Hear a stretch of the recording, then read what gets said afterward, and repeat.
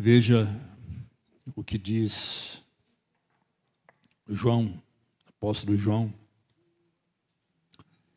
E cantavam em alta voz: digno é o Cordeiro que foi morto de receber poder, riqueza, sabedoria, força, honra, glória e louvor.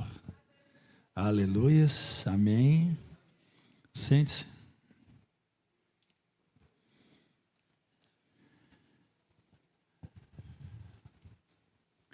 Como honrar a Deus com as nossas vidas?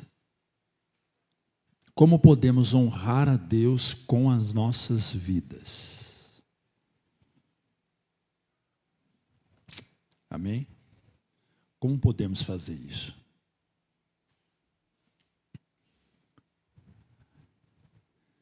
Como que nós podemos honrar a Deus com as nossas vidas?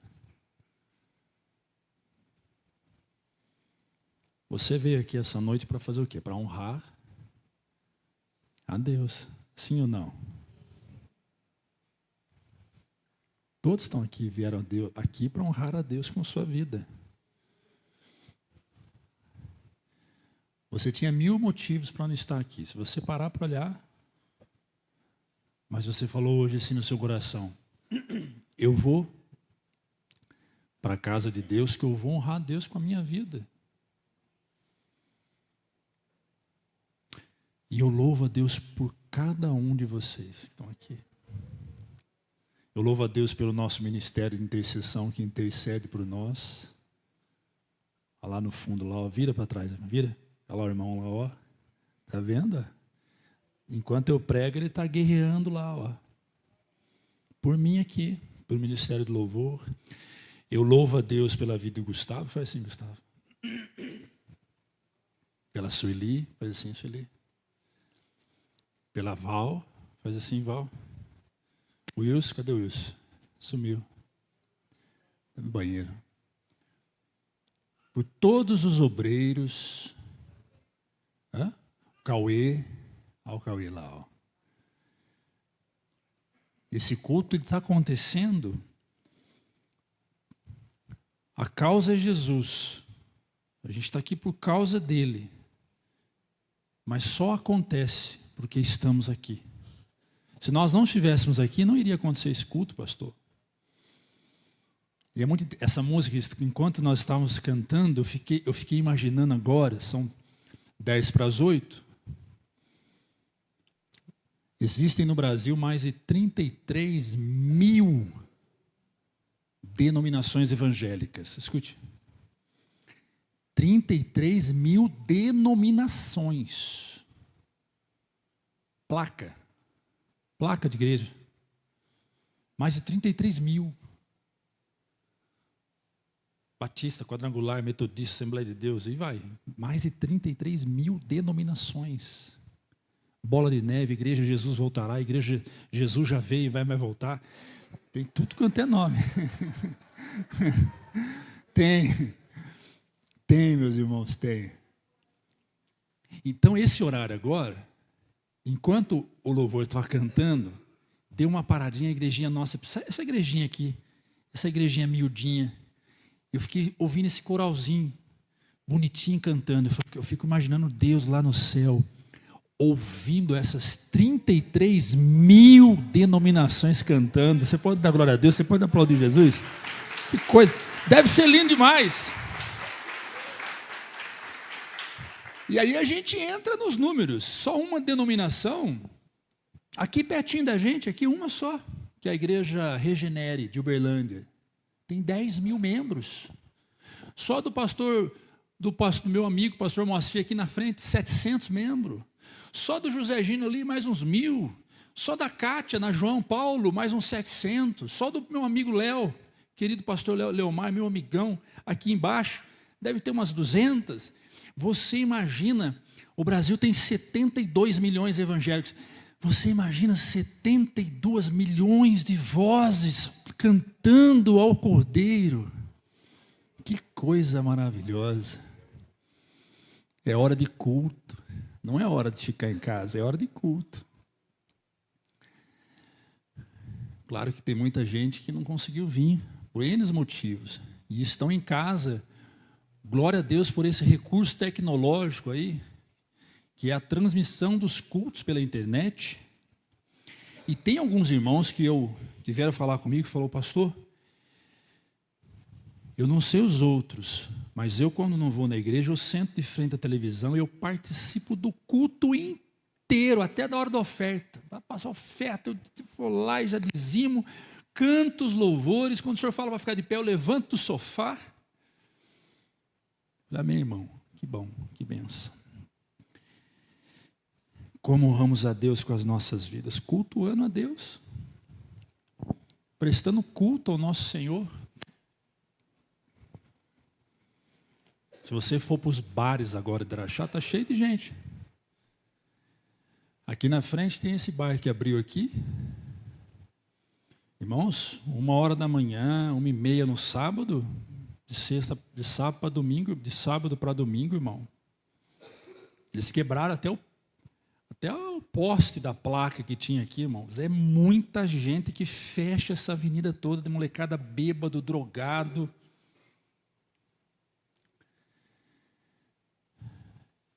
Então, enquanto nós estamos cultuando a Deus, existem aqueles que estão cultuando o inferno, porque o diabo também quer adoração. O diabo também quer ser adorado. Ele quer o culto dele. Então, a nossa função como igreja é ser luz dessa terra. E quanto mais luz nós lançamos nas trevas, mais pessoas que estão vivendo na cegueira irão enxergar Cristo e abandonar esse mundo de sofrimento, de escuridão. Eu fiz um teste, eu vim aqui esses dias. Você não vê um sóbrio bebendo uma água tônica. Afinal de contas, quem é que sai de casa num sábado, 1h da manhã, para tomar água tônica, num bar? Fala para mim, irmão. Qual que é o prazer dessa turma toda? O álcool. É o álcool na veia. É a cocaína. É o prazer que o mundo dá. Essas pessoas adoram a Deus com suas vidas? Não, adoram o inferno. Adoram o inferno, porque é isso que o diabo quer. Mas nós estamos aqui para honrar a Deus, e eu creio que muito em breve, muitos daqueles que ficam aqui, nesses bares de Araxá, nos bares em São Paulo, todos sabem, eu sou paulista, sou de Jundiaí, morei na Grande São Paulo muitos anos, né? Irmãos, é terrível. É terrível. O que o diabo tem feito na vida de muitos jovens é terrível. Vamos para o texto. Eu quero contar uma metáfora para vocês. Rapidinho, eu gosto de metáfora, inclusive uso muito no meu consultório. Quando cabe, né? A metáfora tem o título A Lâmpada que Nunca se Apaga. Havia uma pequena vila onde todas as casas possuíam uma lâmpada na janela. Essas lâmpadas não eram apenas enfeites, elas representavam a honra que cada família dedicava ao rei que governava a região. O rei era bom, justo e sempre cuidou do povo. Em troca, o único pedido do rei é que ele fazia era simples: mantenham a lâmpada acesa, que a luz mostre que vocês continuem me honrando em tudo que fazem. Com o passar dos anos, muitas famílias foram se esquecendo. Algumas achavam que a lâmpada não fazia tanta diferença. Outras estavam ocupadas demais. Outras diziam: um dia eu acendo de novo. Mas havia um homem chamado Eliabe. Ele acordava cedo, verificava o óleo, limpava o vidro e cuidava da chama. A sua lâmpada nunca se apagava. O povo via aquela luz brilhando de dia e de noite. E embora fosse uma simples lâmpada, ela iluminava a rua inteira. Muitos que haviam apagado suas próprias lâmpadas encontravam o caminho de volta para casa guiado pela luz de Eliabe. Um dia o rei decidiu visitar a vila. As casas estavam escuras, mas ao longe uma única luz brilhava firme. O rei seguiu a luz para a porta da casa de Eliabe. Com um sorriso o rei disse: você me honrou, não apenas com palavras, você me honrou com a sua vida. Sua luz guiou muitos e sua felicidade encheu meu coração de alegria. Então o rei proclamou diante de todos: quem honra ao rei com fidelidade, mesmo no simples, ilumina o mundo inteiro. Esse Eliabe, ele representa nós, crentes que honram a Deus com constâncias, não com grandes gestos, mas com o cuidado diário da fé. Uma vida simples, modesta, limitado em muitas coisas, mas uma vida dedicada em honrar o rei. Há muitos Eliabes aqui essa noite, quer ver? Só os Eliabes, dá um glória a Deus aqui agora. Olha aí. Os Eliabes aqui também é para mulher, viu? Eu não ouvi voz de mulher, cadê os Eliabes? Você tem honrado a Deus com a sua vida? A lâmpada de Eliabe simboliza a vida espiritual, simboliza o testemunho. A obediência simboliza a integridade. Enquanto os muitos abandonam o essencial, quem mantém a luz acesa se torna referência, se torna influência, se torna instrumento de Deus numa terra escura, numa rua escura.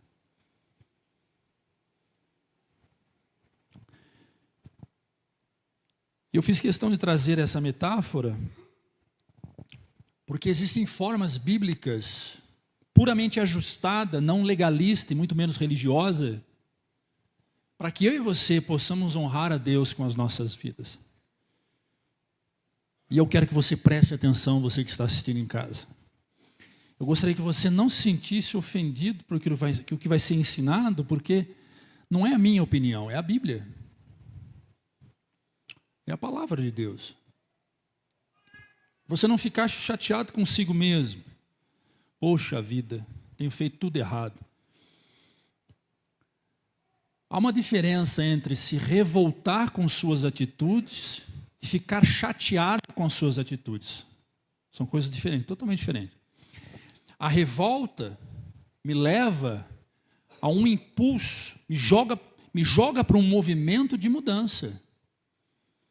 O revoltado, ele não quer mais que seja daquele jeito. Eu estou revoltado, eu vou mudar isso. Eu vou virar isso, eu vou converter isso. O chateado não. O chateado, ele anda em círculos. Ele anda no chateado, em círculo. E ele não sai do lugar. Está chateado com sua atitude, sabe que está se fazendo errado, que tem desagradado a Deus, mas não muda não. Eu não gostaria que você ficasse chateado com a sua atitude, eu gostaria que você ficasse revoltado com a sua atitude. Poxa vida, está errado esse meu comportamento, eu preciso agradar a Deus com a minha vida, então eu vou mudar meu jeitinho de ser. Vou mudar. Muito bem, primeiro, honramos a Deus com o nosso corpo. Vai comigo, 1 Coríntios, capítulo 6, versículo 19 e versículo 20. Acaso não sabem que o corpo de vocês é templo do Espírito Santo, que está em vocês, qual receberam de Deus? Vocês não são de vocês mesmos. Vocês foram comprados por um preço. Portanto, glorifiquem a Deus com o corpo de Glorifiquem a Deus com o corpo de... Então, nosso corpo carnal, nossa carne aqui, ó. Cutuca essa pessoa, fala assim, esse corpo aí. Dá um cutucão. Tem gente aí que você vai descobrir se é anjo, se é espírito ou é ser humano.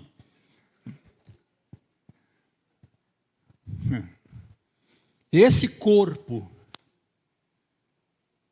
é para glorificar a Deus.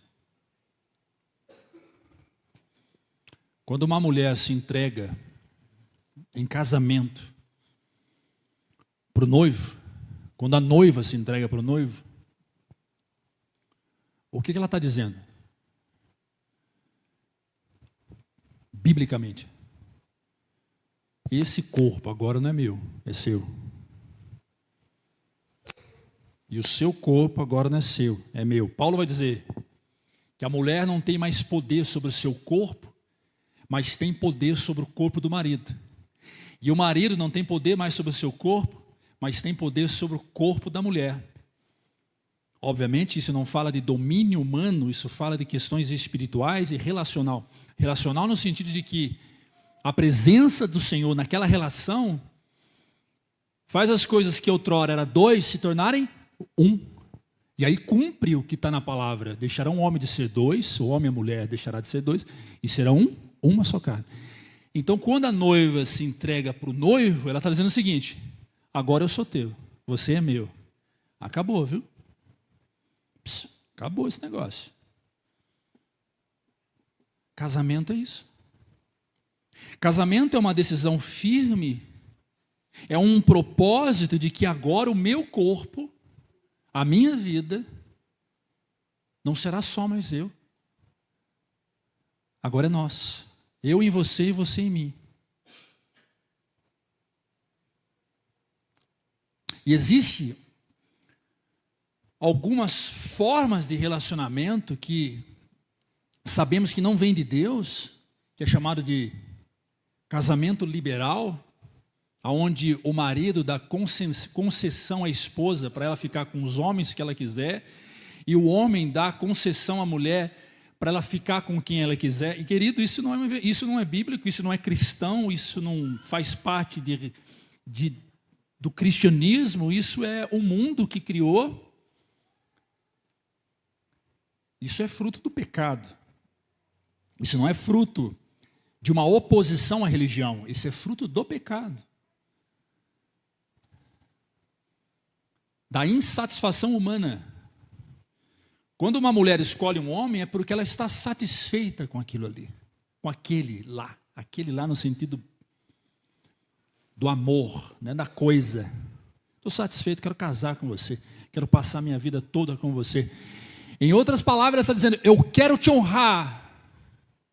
Quando um homem casa com uma mulher, ele diz, eu quero te honrar, eu quero que você seja minha esposa, eu quero te honrar. E ela diz, eu permito ser honrada por você. O nosso corpo é instrumento de honra na vida de quem nós amamos e principalmente na vida daquele que nos ama e foi capaz de dar o seu próprio corpo, sua própria vida em amor de nós, que é Jesus.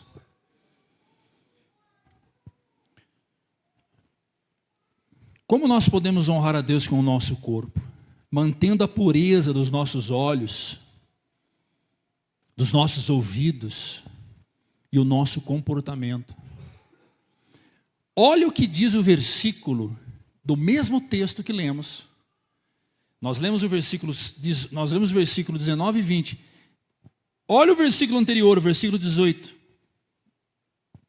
1 Coríntios 6, 18. Fujam da imoralidade sexual.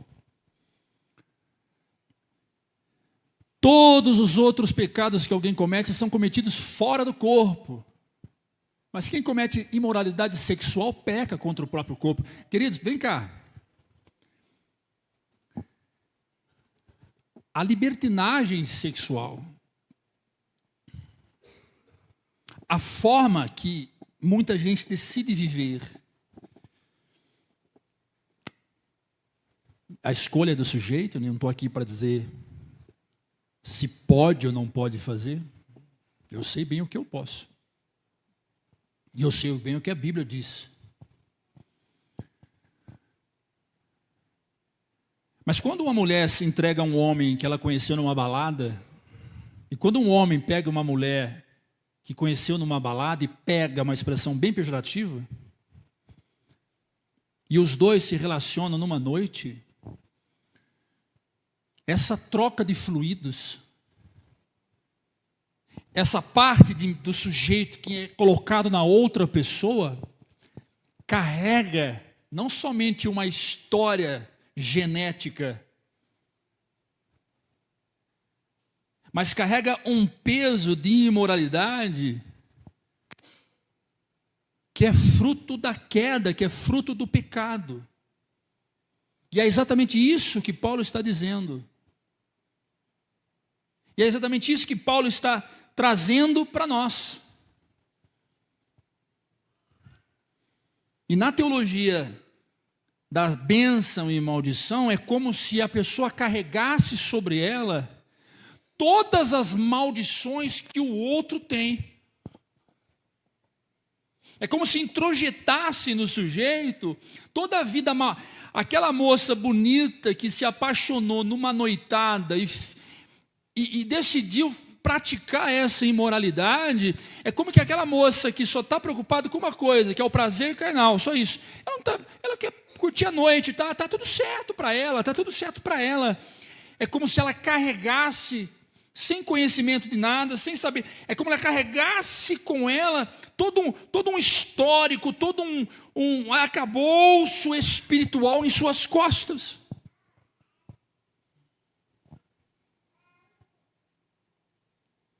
Eu conheço uma jovem, quando eu estava na faculdade de Direito, eu lembro, lá em Espírito Santo do Pinhal, para quem não sabe, todos sabem aqui, já contei várias vezes, eu fiz 4 anos de Direito, né, parei.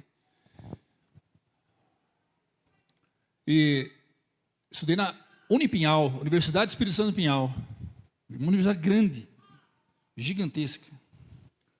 E tinha uma moça, que ela chegou na sala de aula, ela sabia que eu era pastor, chegou na sala de aula e falou assim, eu era missionário na época, cadê o pastor? Me chamava de pastor. Aí eu cheguei e falei, oi, eu preciso que você me ajuda. Falei, o quê? Ontem eu fiquei com um satanista. Eu fiquei com um satanista ontem. E hoje eu estou muito mal. Eu estou muito mal. Eu não sei o que aconteceu comigo. Eu estou mal demais. Ele foi embora, ele saiu cedo de casa. Eu estou muito mal, eu não sei o que aconteceu. Fui descobrir que ele era satanista. Eu falei, você quer que eu faça o quê por você? Eu quero que o senhor ore para mim. Eu disse, mas eu vou orar para você e daqui a pouco você vai ficar com outro satanista, com um macumbeiro, com um louco, Cuide do seu corpo. O seu corpo foi feito para glorificar a Deus. Se guarde, se preserve. Há um noivo preparado para você.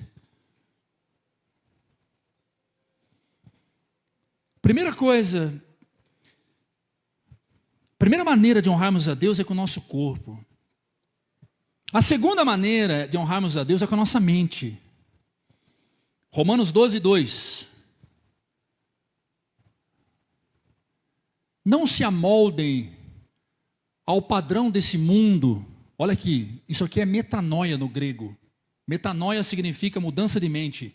Não se amoldem ao padrão desse mundo, mas transformem-se pela renovação da sua mente, para que vocês experimentem a boa, 1, agradável, 2, e perfeita, 3, vontade de Deus.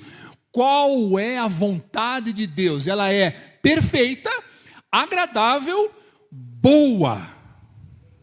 A vontade de Deus nunca foi que você sofresse. A vontade de Deus nunca foi que você chore de dor, de tristeza. Deus não nos fez para sofrer. Deus não fez um homem e a mulher para sofrer. Deus olha para o continente africano e vê crianças morrendo de fome, de sede, Olha para alguns países na África que crianças são violentadas, vendidas como objeto sexual para que os pais vendem essas crianças em troca de comida para poder comer, poder se alimentar. E Deus vê tudo isso. E Deus está firme com o seu propósito. E Ele diz: eu não fiz vocês para isso. Eu não criei vocês para isso. Quando Deus decide olhar, e na realidade Ele não decide, Ele vê. Ele tudo vê, não há nada que Ele precisa ver. Não há nada que Deus não há nada que Deus precisa ver. Ele vê todas as coisas. Então não tem como avisar Deus, olha aqui, olha aqui, olha aqui. Não. Ele vê todas as coisas. Um dos seus atributos é onipresente. Ele está presente em todos os lugares. Se alguém agora sacrificando uma criança numa encruzilhada, Deus está vendo. Se há agora um soldado russo apontando uma arma para a cabeça de um soldado ucraniano e puxando o gatilho, Deus está vendo. Se lá no Vietnã, um Vietcong agora está espancando a mulher dele, Deus está vendo. Se lá no Ceará, uma mãe está dizendo: cadê seu pai? Vai buscar o seu pai lá no bar, traz seu pai. Não precisa muito não, né? Está aqui perto, tem. Deus está vendo. E quando Deus vê essas mazelas, quando Deus vê a ordem que o mundo, o caminho que o mundo seguiu, Deus diz uma coisa, alinhado com o seu princípio: eu não fiz vocês para isto. Eu não criei vocês para viverem assim. Eu não criei vocês para sofrerem. Essa não é a minha vontade. A minha vontade, volta o texto por gentileza. A minha vontade, ela é boa, agradável e perfeita. Esta é minha vontade. E aí você responde, você me questiona: então tá, então por que estas pessoas vivem assim? Porque esta é a nossa vontade. A Bíblia diz que quando um justo governa, o povo se alegra, mas quando um injusto governa, o povo geme. Esta é a nossa vontade. Essa é a nossa vontade. Você sabia que a riqueza gerada por 1/3 dos grandes empresários multibilionários no mundo, 1/3 das suas riquezas acabaria com a fome no continente africano? E Elon Musk disse certa feita: eu sou capaz de acabar com a fome em um dia na África todinha, só que eu quero saber como que vai ser no dia seguinte. Se o Donald Trump, Elon Musk, Warren Buffett, entre os outros que são bilionários, se juntar e falar: nós vamos acabar com a fome então na África, sem problema, acaba com a fome durante um tempo. E depois? E o resto do tempo, como que vai ser? E os próximos anos, como será? Essa não é a vontade de Deus. A vontade de Deus nunca foi ver idosos que contribuíram com o INSS a vida toda, praticamente, serem extorquidos e roubados, verem as suas aposentadorias sendo saqueadas por corruptos. Essa não é a vontade de Deus. Essa é a nossa. Você pode falar: eu estou fora disso. Quando eu digo nossa, querido, eu digo humano. Essa não é a vontade de Deus. Quando Deus olha para a Cracolândia em São Paulo e vê um doente naquele lugar, porque são doentes, são viciados, não, são doentes. Não use essa palavra viciado, use a palavra doente. E na psicologia nós somos até proibidos de usar a palavra doente, para você ter uma ideia. Proibido entre aspas, né? Assim, Quando Deus olha para aqueles meninos, médicos, advogados, juízes, professoras, pessoas babando, caindo, tendo overdose, pessoas fedendo, meses sem tomar banho, pessoas se prostituindo por causa de uma pedra de crack. Quando Deus olha para aquilo, diz: essa não é a minha vontade, eu fiz você para viver a minha boa, perfeita, agradável vontade.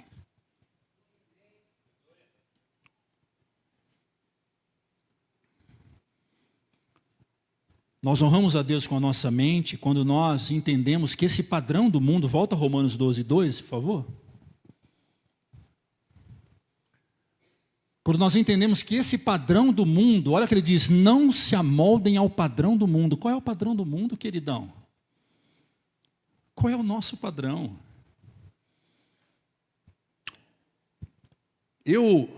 Quando eu dava aula em São Paulo, na Faculdade Teológica de São Paulo, eu me lembro que teve um aluno meu, e esse cara era revoltado com o mundo, com a vida. E esse cara me desafiou a mostrar que o padrão que o mundo ganhou era fruto da religião.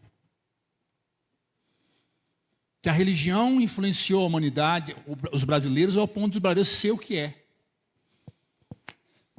E aí ele foi lá, nas caravelas portuguesas, nos primeiros freis católicos que desembarcaram na terra de pau-brasil, e trouxe uma história. E eu disse para ele, cara, eu tenho que concordar com você.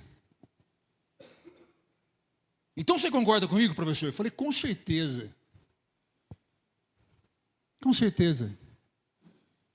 Havia alianças entre a maior religião até então, que o Brasil não tinha nenhuma religião, tinha índios, né? Mas a maior religião da Europa, havia alianças muito bem ajustadas para que o Brasil fosse, de fato, um regime, entre aspas, teocrático. O que é isso? Um regime religioso, um regime dirigido por rédeas da religião.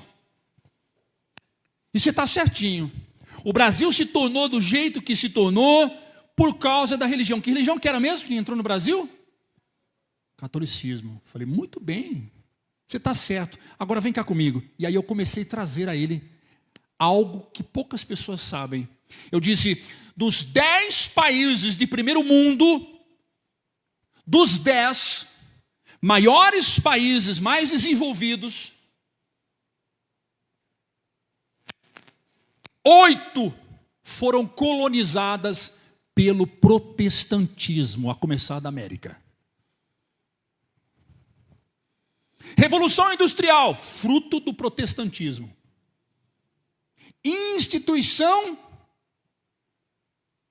Instituição democrática, direito de poder falar e manifestar opinião, fruto do protestantismo.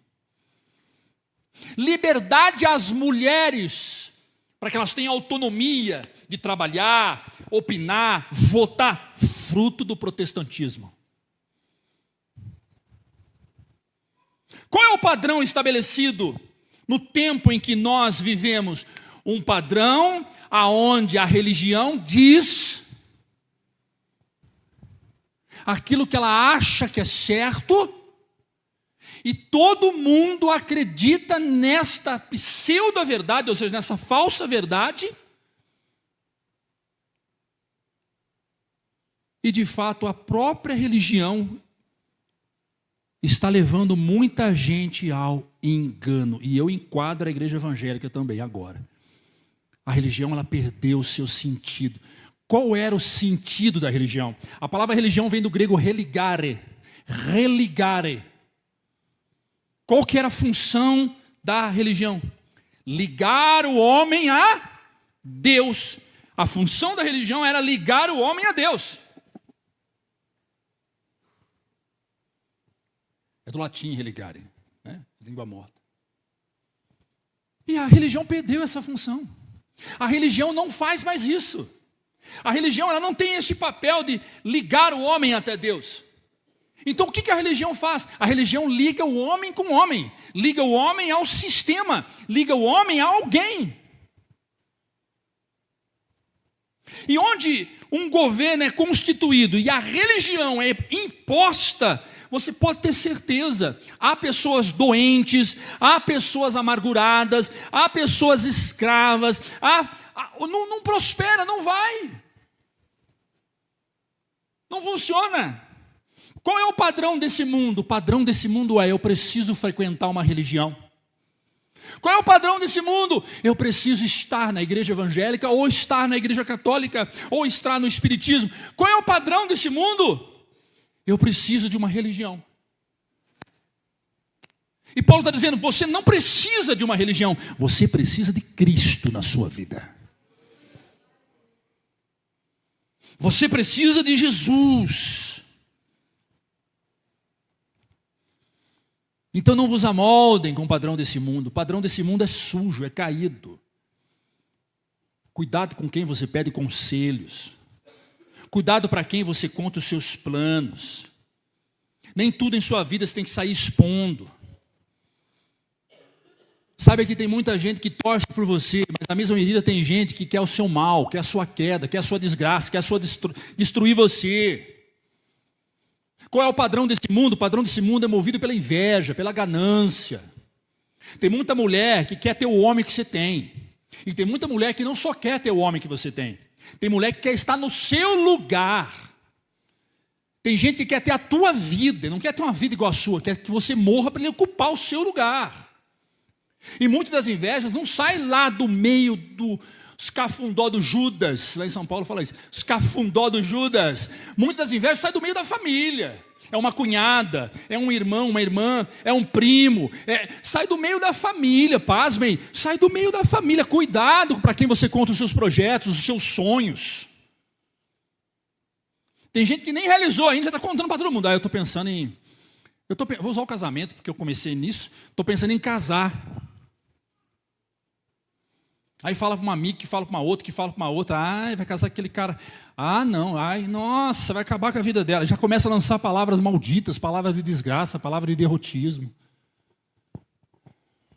Esse é o padrão do mundo.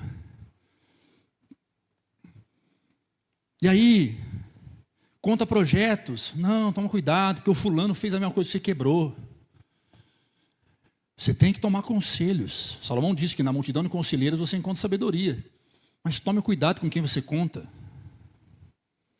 Tome cuidado com o que você ouve. Tem gente que senta na frente da televisão, vou assistir balanço geral. Morre não sei quem, fulano mata não sei na onde, ciclano estupra, fulano roubou. 2 horas bombardeando a mente com assassinato, roubo, crime, revolta. Preso o careca do INSS. Meu Deus do céu. Nossa, estou pegando raiva de careca. Aí os carecas se lascam, né? O pastor Wilson, tadinho. Te amo, viu, Wilson? Só hoje 2 vezes eu lembrei disso. Wilson, eu te amo, eu sou barrigudo. Você pode falar, pastor, eu sou careca, mas não sou barrigudo. Pronto. O Eduardo escondeu lá, mas ele também é. Eu falei o careca do INSS, quem lê notícias sabe do que eu estou falando. Que é o camarada que está por trás de todo esse esquema pesado. Enfim. É um coração sendo contaminado o dia todo por porcaria. Aí está lá na empresa, está operando uma máquina. Aí tem um sujeito do lado.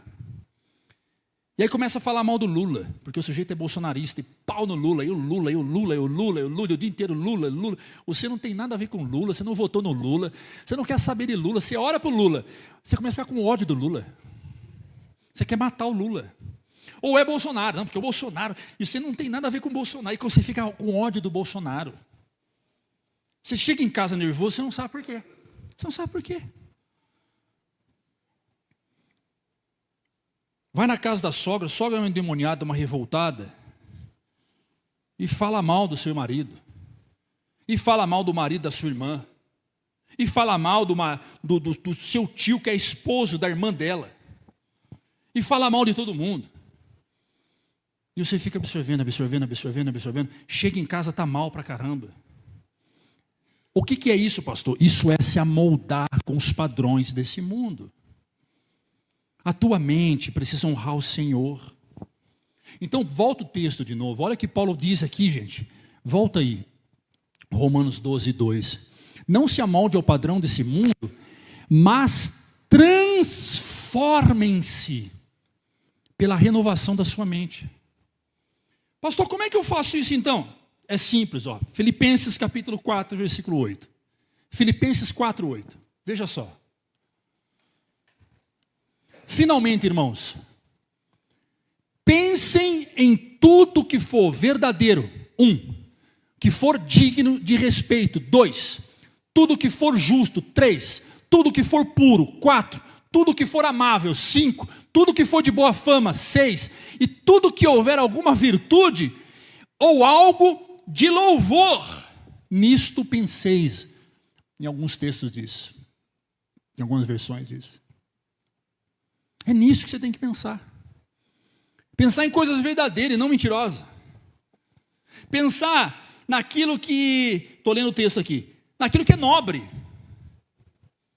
Hoje pela manhã eu falei sobre, nós falamos várias coisas aqui, teve a nossa pergunta ao pastor, né, aos pastores, e foi muito interessante, algumas perguntas foram saindo e foram muito legal, foi, né, eu só, na próxima eu vou rolar o microfone aqui, ó, para a galera participar e tal, eu achei que ficou meio só nós falando, acho que faltou um pouco a participação do público.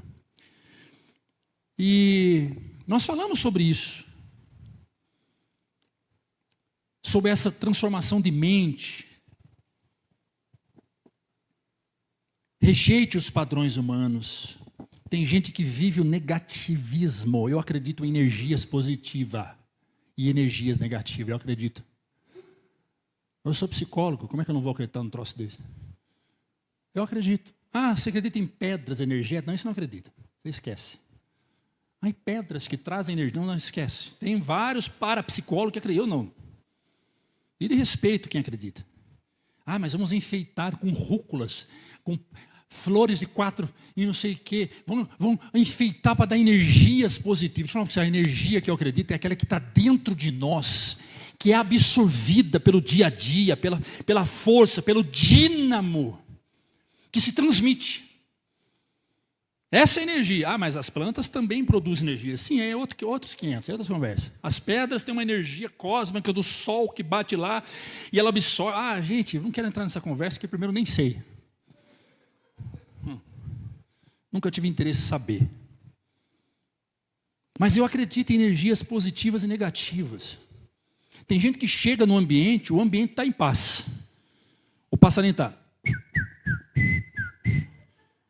De repente o sujeito chega, o passarinho faz. A planta, ela encolhe. Tem gente que é carregado de energias negativas. Tem gente que é negativo na hora que acorda. Bom dia, pai. Você virou meteorologista do tempo agora? Hã? Nossa, estou te dando um bom dia, mal-humorado. É tudo ruim para esse sujeito, ele vê tudo ruim. E está no quê? Está aqui, ó. Está aqui, ó. É o óculos que ele coloca. Contei essa história aqui uma vez, que um homem chegou em casa e falou, mulher, veja aqui pela vidraça, olha as roupas da vizinha, tudo suja. Como é que essa mulher tem condição de... Como é que ela pendura roupa suja no varal, olhando pela vidraça? A mulher ficou quieta, não respondeu. No dia seguinte ele voltou e criticou de novo a vizinha. Olha lá, mulher, olha, tudo suja. E isso se repetiu por algumas vezes, até que a mulher falou, vem cá, já cansei disso, catou uma bucha, lavou a vidraça, falou assim, veja só como é que está limpinha a roupa da mulher. Troque o óculos, meu irmão. A cosmovisão, ou seja, a visão de mundo que temos que ter é através de Cristo. Olhe para o mundo da forma que Cristo olha. Tem gente que olha para as pessoas só vê coisa ruim. Só vê coisa ruim, só repara coisa ruim. Minha filha chegou em casa esses dias, a Joana, que está lá na aulinha. Papai, nós fomos em tal lugar assim. Aí a pessoa apareceu. Foi ontem isso, foi ontem. A pessoa apareceu. Eu trago alguns testemunhos de vida, porque é fácil pregar aquilo que não vive. Pregar aquilo que não vive é fácil. E minha proposta nunca foi pregar aquilo que eu não vivo. A minha proposta sempre foi pregar aquilo que eu vivo. E se eu não vivo, eu tenho que passar a viver. Porque a palavra é para você, mas antes ela é para mim. Aí, papai, nós fomos lá, tio Gobo levou a gente lá, a gente comeu e não sei o quê, e aí nós chegamos no lugar, aí ela saiu. Tá meio gorda, tá meio feia. Fiquei olhando, eu falei, filha, parou. Ah, fulana tá meio gorda, tá meio esquisita. Ela tá meio assim, tava com um sapato assim. Eu falei, ei, parou. Na cozinha de casa, parou. Qual o momento da sua vida que você está adotando um padrão de julgar as pessoas pela estética? Se está gorda, se está com sapato largo, se está com saia, se está com calça. Qual o momento? Ai, papai, foi sem querer. Eu falei, não faça isso, filha. Não julgue as pessoas por aquilo que você vê, e aquilo que te incomoda, aquilo que não te agrada. Olhe para as pessoas com um olhar de piedade, de misericórdia. Outra, eu e o Gobo fomos no mercado hoje. Chegamos no mercado, acabou a escola bíblica, nós fomos no mercado. Um cara da minha altura, babando, fedendo, mas dava nojo. Falei, o quê? O quê? Apontou para a coca. Você quer uma coca? É. Tá bom, eu vou comprar uma coca. Peguei a coca e falei, espera lá fora que eu entrego para você. Foi o mesmo que falar para ele, me segue.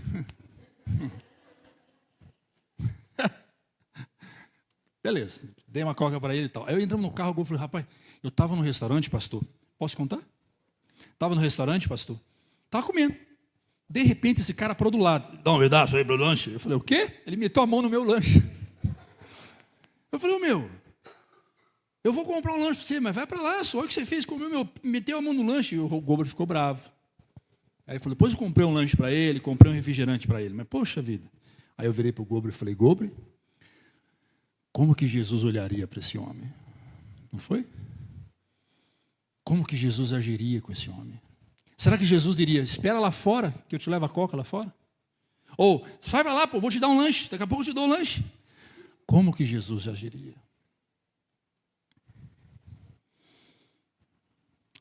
Nós honramos a Deus com a nossa mente.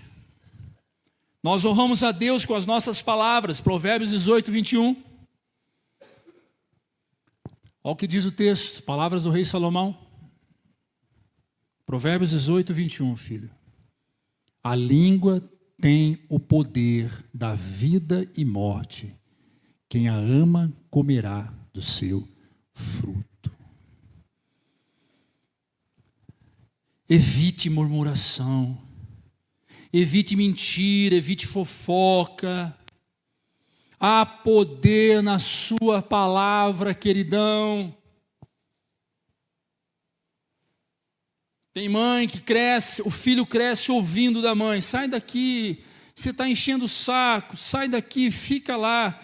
Vai para lá, menino. Ai, como é que não me dá um... Ai, meu Deus, sai daqui. É pai que diz, filho.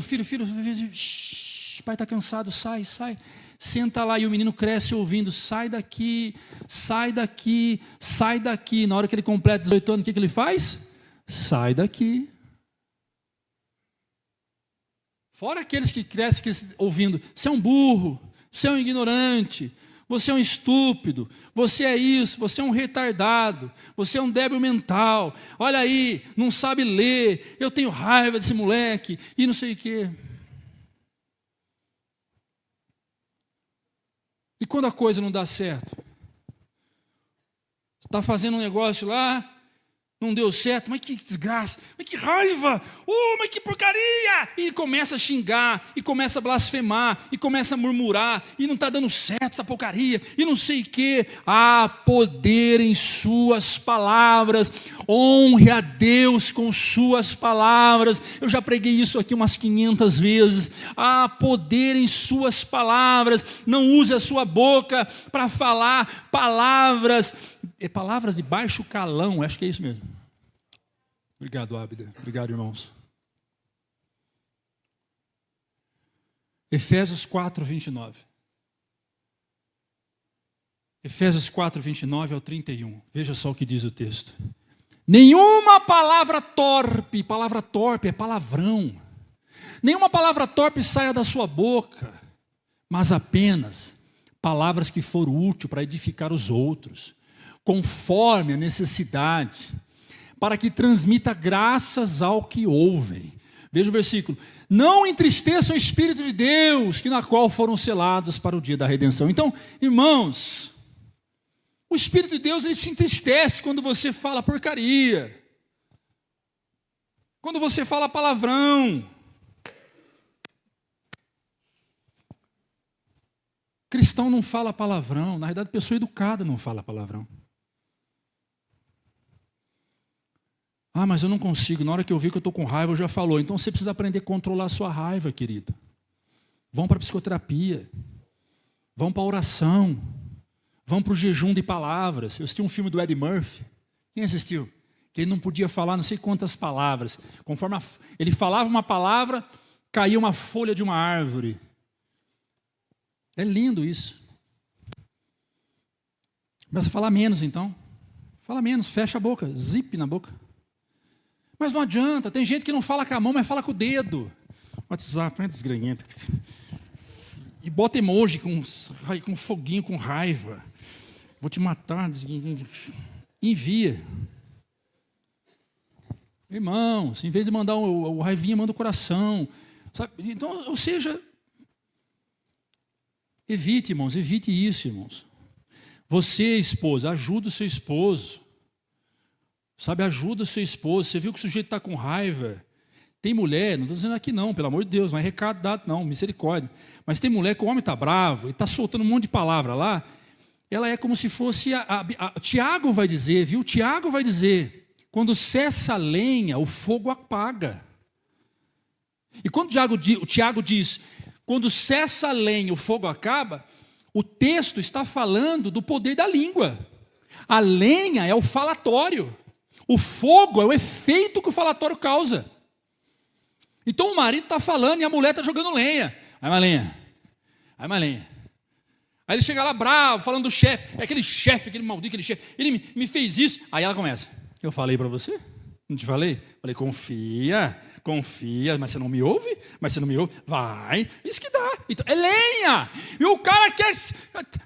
Eu preciso parar aí, mas ela me alimenta, a minha lenha. Irmã, seja sábia. Seja sábia. Já basta o sujeito maluco que está doido no meio da sala, quase arrancando a cueca pela cabeça, e vem você quiser mostrar para ele naquele momento que ele está errado. E espera para fazer isso na hora que ele estiver relaxado, tranquilo, na hora que ele estiver tranquilão, 2 dias depois, que ele já está sossegado. Aí você chega e fala, amor, vamos falar sobre aquele assunto? Qual assunto? Aquele de anteontem. Aí sim, fala aí o que você quer falar. Não, mas eu tenho que falar agora. Eu não aguento. Se eu não falar agora, deixar para depois, eu não aguento. Irmão, para, irmão. Honre a Deus com as suas palavras, ajude o teu esposo a se controlar. Você sabe, tem uma técnica que nós usamos quando alguém está em ataque de pânico, que é chegar no sujeito, quando ele está em ataque de pânico, é abraçar o sujeito e segurar. E dizer para ele, estou com você, que você não está sozinho não. E se possível for, cair no chão junto com ele. Eu lembro que eu fui no UPA, sei que eu fui fazer no UPA, entrou um cara com cadeira de roda em pânico, desesperado. Eu vou morrer. Aquele desespero, porque quem acha que está em pânico, o cara quando entra em crise de pânico, ele acha que vai morrer. Eu vou morrer. E os guardas lá, não, calma, e não sei o quê, e chamam não sei quem, eu levantei, com muita calma, fui até ele, peguei na mão dele, no meio da UPA lá, peguei na mão dele, assim, peguei nas 2 mãos dele, levantei ele, e eu abracei ele. Eu segurei ele firme e falei, você não vai morrer, eu estou com você aqui, nós estamos juntos. E ele...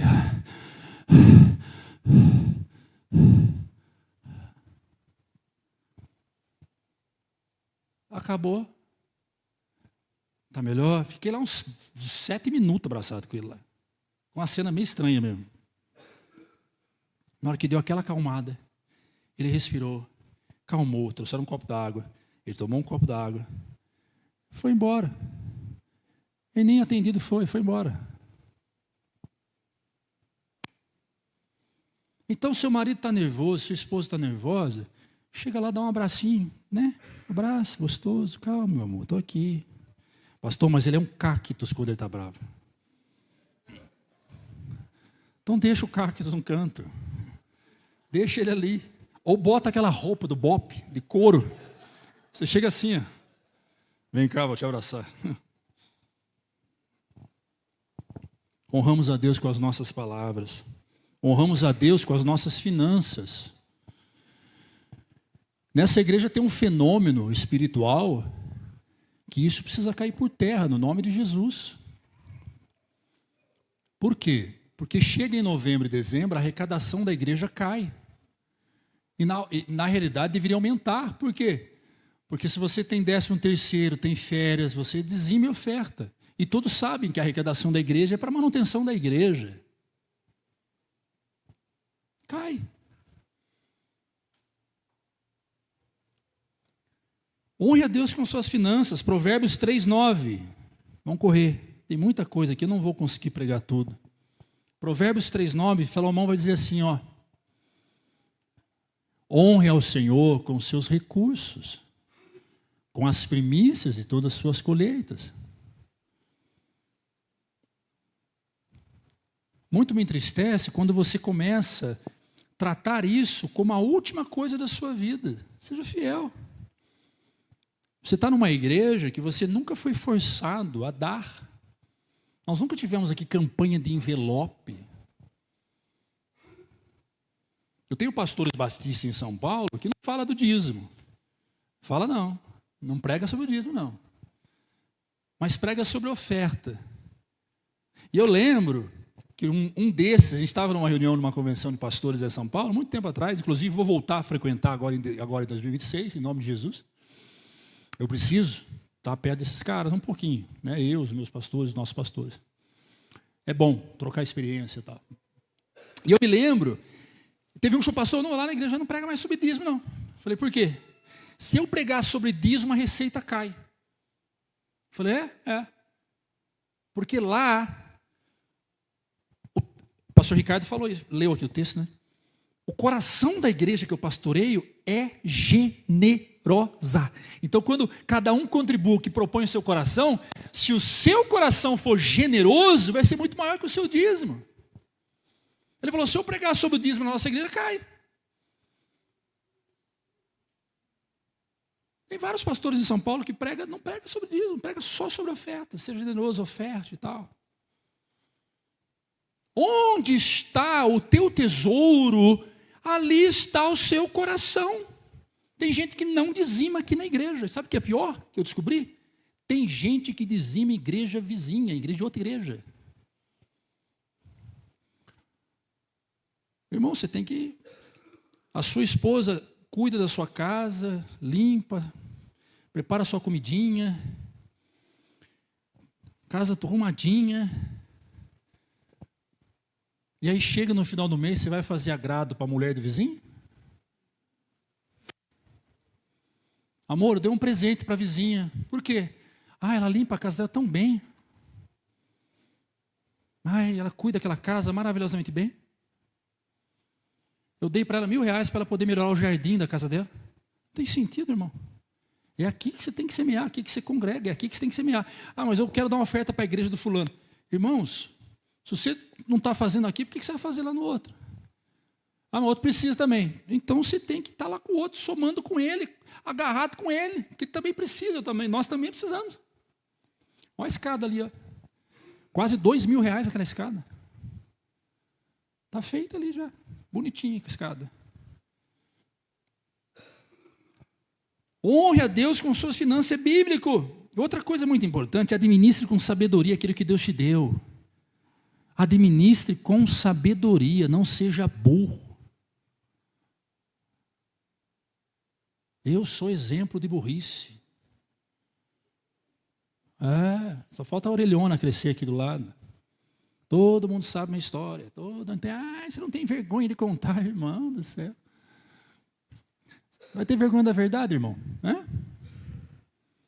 Tem vergonha não. Eu não tenho vergonha de quem eu fui, de quem eu fiz. Todos sabem, ano passado eu perdi 2 milhões de reais. Todos sabem disso, não é novidade para ninguém. Todos sabem. Eu era acionista de uma mineradora, eu era para colocar no bolso agora 100 milhões de reais. Eu abri mão das minhas cotas para pagar a dívida da minha empresa, perdi as ações. Estão fechando negócio agora. Eu ia pegar o que, Cílio? Uns 60 milhões, mais ou menos. Perdi. Burro. Tá, você se culpa? Claro que não. Dói? Claro que não. Jesus carregou na cruz todas as minhas culpas. O que você aprendeu com tudo? Aprendi muita coisa. Aprendi que dinheiro não aceita ofensa. R$1 vale muito na mão de quem não tem nada. Seja sábio. Provérbios 24:3 para encerrar. Vem cá, Gustavão, faz favor, Ministério do Louvor. Provérbios 24:3. Olha o que diz o texto. Com sabedoria se constrói uma casa. Com discernimento ela se consolida.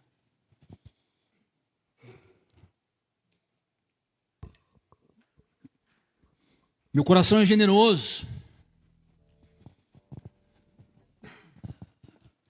Meu coração é generoso. Eu honro a Deus. Deus vai te abençoar. Quem crê? Quem é abençoado, diz amém. Agora presta atenção. Eu planto uma semente. Cresce a árvore. Eu cuido dessa árvore. A árvore dá fruto, e dá muito fruto, e eu não sei o que fazer dela. E aí eu pego os frutos, pastor, e eu desperdiço os frutos. Irmãos, cuide dos frutos da sua árvore. Se Deus te deu um talento, te deu um dom, cuide daquilo com muito zelo, com muito amor. Se tem gente aqui que de repente é costureira, seu talento é costurar, e você sabe que aquilo ali tem dado para você os frutos dessa costura, você já pagou. Estou usando a costura, tá? Mas tem muitas outras coisas aí. Você paga a água, paga a luz, paga a faculdade do teu filho, você paga a mensalidade da sua casa. Você trabalhou muito para aquilo ali. Você sabe os frutos que aquilo ali tem. Então cuide com sabedoria e discernimento. Honre a Deus com suas finanças. Não gaste com aquilo que não é pão. Comprei um celular novo. Nossa, que bênção. Vira o ano, comprei outro. Mas para quê? Não, porque eu queria ter. Mas para quê? Não, porque eu queria. O desejo, o anseio, as vontades. Sempre você terá, querido. Sempre. O que você precisa questionar é: será que eu devo? Paulo diz: tudo me é lícito, mas será que me convém? E onde você quer chegar com isso? Seja ético. Seja ético aos seus próprios princípios. Abre o guarda-roupa, tem 500 vestidos e 1000 sapatos. É 2 sapatos por vestido. 500 vestidos e 1000 sapatos. Ah, eu acho que eu preciso de um sapato novo. Você tem direito de ter quantos sapatos você quiser. O dinheiro é teu, você trabalhou para isso. Você tem direito de 100 mil sapatos. Mas se questione e pergunte a si mesmo: será que vale a pena? Nós estamos num tempo tão difícil, de recessão, de perspectiva econômica está na gangorra para o ano que vem. Será que não seria legal pegar esses R$500 e poupar? Poxa, tem um sapato aqui. Aí você olha atrás, está com a medida desse tamanhinho na sola. Você fala: eu acho que dá para arrumar. Eu acho que eu vou gastar uns R$15 para arrumar. E esse sapato eu paguei R$900. Meu querido, use com discernimento, sabe? Eu estou atendendo uma paciente na Alemanha, lá em Berlim. Ela está comigo já há 4 meses. E ela está vivendo uma experiência maravilhosa, que ela está morando sozinha pela primeira vez. E toda a conquista dela, ela dá salto dessa altura. E ela comprou agora a cômoda dela. Ela mora num quarto, alugada, numa casa com uma mulher, divide o aluguel com uma mulher lá, uma moça. E ela Ela falou assim: William, eu quero mostrar para você a minha nova conquista. Eu falei: o quê? Ela vira o celular assim: a minha cômoda. Olha que chique, nunca imaginei que eu ia ter condição de comprar uma cômoda. William, eu estou tão feliz. Estou feliz demais, comprei uma cômoda. Eu falei: eu também estou feliz com você. Estou muito feliz. E ela falou: você não sabe mais. Eu falei: o quê? Eu montei essa cômoda. Eu falei: você montou? Eu falei: eu que montei. Dei um trabalhão. Isso é verdade, irmãos. Não estou inventando não. Estou usando pouco para inventar as coisas não. Aí na outra sessão: você não sabe o que eu comprei hoje. Eu falei: o quê? Comprei um espelho. Nossa, estava terrível. O espelho do banheiro é pequenininho. Esse é grandão, vou te mostrar. Ela vira o espelho. Eu fico feliz quando as pessoas conquistam. Com ela eu fiquei mais feliz ainda, porque era o necessário. Ela disse: eu não vou gastar meu dinheiro com aquilo que não é necessário. Eu tenho propósito, eu tenho objetivo. Quais são os seus? Tem gente aqui que sonha ter uma casa, mas vai na pizzaria, gasta com os filhos como se os filhos não tivessem mais direito em comer pizza. Tipo: filhos, comam o que vocês quiserem, porque nós não sabemos o dia de amanhã. Querido, teu filho vai crescer, vai ter o trabalho dele. Teu filho pode comprar uma pizzaria. Não, mas pode gastar. Gasta o 13º em pizza. Porque a gente... Não, é, meu Deus do céu, meu filho não vai acabar. Estão sendo pizzarias, todo dia abre uma pizzaria nova. Ele vai pagar a conta, é R$1.000, R$2.000. Pastor, você está se intrometendo na vida das pessoas? Não, eu só estou tentando te ajudar a entender que se você não tiver sabedoria para administrar os seus recursos, você não vai ter nada. O carro parado na garagem. E eu, graças a Deus, eu perdi esse hábito. Louvado seja Deus, foi só acabar o dinheiro também. Deus, se o Senhor me devolver o dinheiro, eu prometo que eu não vou ser mais assim. Não vou ser, Gustavo. Vai no mercado na esquina de carro. Se pudesse ir no banheiro de carro, iria. Irmãos, está R$6 o litro de gasolina. Tem carro que faz 7 km por litro. Volta a andar a pé, irmão, pelo amor de Deus. Qual a sua dificuldade de andar a pé? Ah, mas eu tenho um carro para isso. Meu queridão, economiza um pouquinho, deixa o carrinho ali, vai andar a pé com a família. Vamos no parque. Ah, onde que é o parque? Do outro lado da rua. Então vamos lá, vamos a pé. Ou seja, seja econômico. Aprenda a poupar os seus recursos, aprenda a poupar o seu dinheiro. Ensina os teus filhos que tem valor o dinheiro. Honre ao Senhor com suas finanças. Amém? Se coloque de pé aplaudindo ao Senhor Jesus. Aleluia.